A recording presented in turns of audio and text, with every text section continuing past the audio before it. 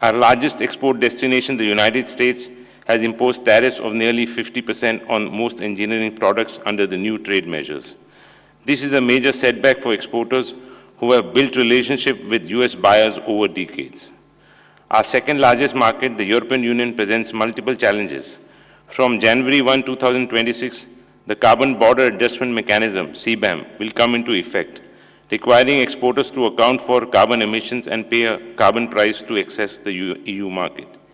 In addition, the EU has extended its safeguard measures on steel until June 2026 with strict safeguard quotas called TRQs. But these are not the only challenges. The global environment is becoming increasingly complex. Geopolitical tensions, regional conflicts, and disruptions in global supply chains have created uncertainty. Rising energy costs, volatile commodity prices, and climate-related disruptions add further pressure.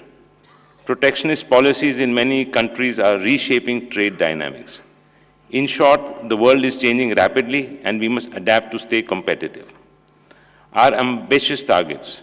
Despite these headwinds, our vision remains bold.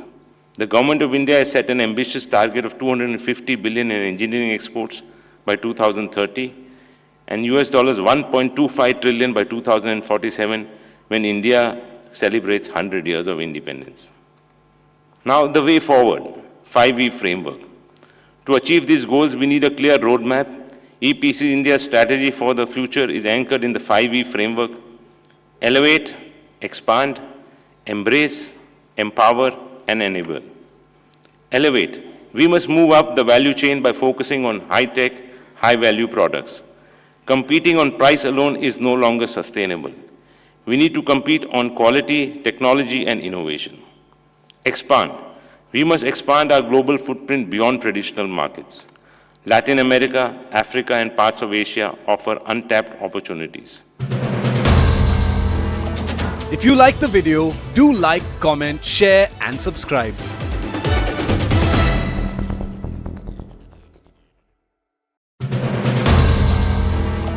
If you like the video, do like, comment, share, and subscribe.